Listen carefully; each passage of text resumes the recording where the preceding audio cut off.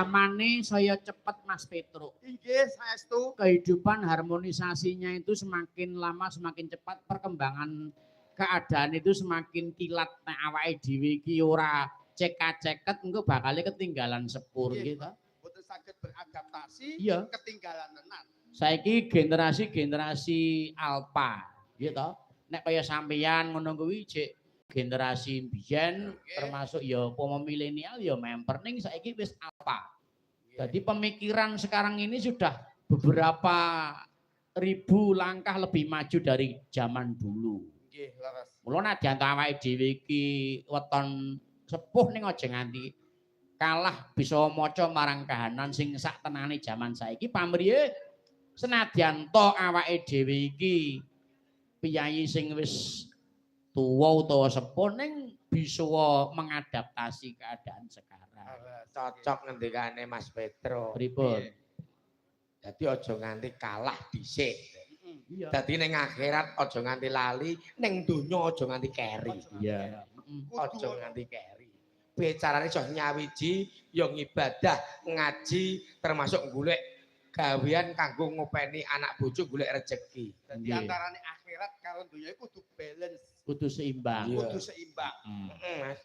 Lho zaman saiki zamane AI utawa artificial intelligence utawa intelijensi. Nggih. Zaman saiki iki nek bingung takon ya nadyanto kabeh iki ngilmune maju ning aja kemajon. Tetap sebagai warga negara kita harus menjaga adat ketimuran, adab, tata krama ngganggo subasita aja nganti dilalekake. Nggih, napa melih awake dhewe wong Jawa. Iya. Wong Jawa iki kebak pitutur, budayane adiluhung saestu. Betul. Wiwit cilik bocah kaya anak-anakane awake dhewe, putune awake dhewe iki ya kudu dikenake karo budaya tradisi. Budaya tradisi. Cedak gamelan ki ning ati tentrem, pikirane ayem. Nggih. Nggih ta? Nggih saestu. Krungu swara gong iki kaya dene anu nek nggo Cina iki dienggo anu terapi. Nggih. Swara gong iki nggo terapi. Kuwi gong Cina. Gong Cina. Kuwi gong Cina. Gong Cina iki nggo mriyake ora nggo terapi. Barongsai. Gamelan Jawa iki iso dienggo fisioterapi lho, Kak. Endi? Contohnya fisioterapi, contohnya pamane wong jarene wong Amerika, kuwi nek lagi stres pikirane, iki ngrungokke gending-gending Jawa malah. Dinggo menetralisir pikiran sing kacau balau kuwi. Kuwi malah iso mari mergo ngrungokke gending Jawa. Gending Jawa. Wah, kowe beda karo anak bojoku. Lah anak bojomu piye? Iso netralisasi pikiran kuwi anak bojoku iki ora gending Jawa. Gak gending Jawa lha apa? Kuwi mau ngrungokke selamat datang Indomaret. Ngono kuwi wis iso netralisasi.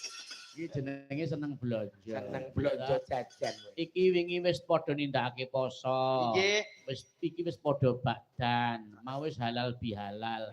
Halal ki sah bi ki sama-sama, halal ki sah sama-sama sah.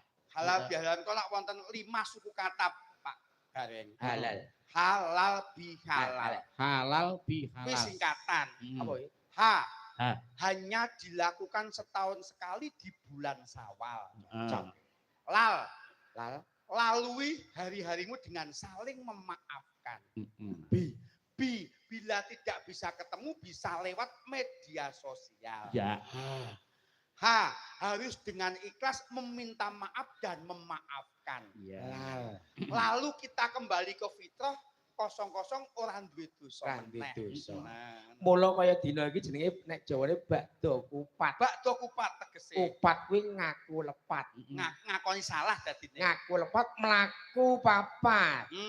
Wanci poso 30 dina jenenge lebaran. Lebaran. Bar lebaran terus luberan. Bar luberan terus leburan. Bar leburan terus laburan. Jadi wis bar dilebar Lebaran kuwi ya ring pangapurane mergo bar sasi poso. Terus luberan turah bondomu ya kudu zakat fitrah kuwi penting. Sedekah. Terus kuwi bar kuwi leburan ring pangapura-puranan. Lebur dosane. Bar kuwi terus laburan. Labur kuwi putih. Dicet putih iso ngresiki jiwa raga lahir lan batine. Kembali ke suci lagi. Bagong pengalaman poso ndenge iki wah tenan kok.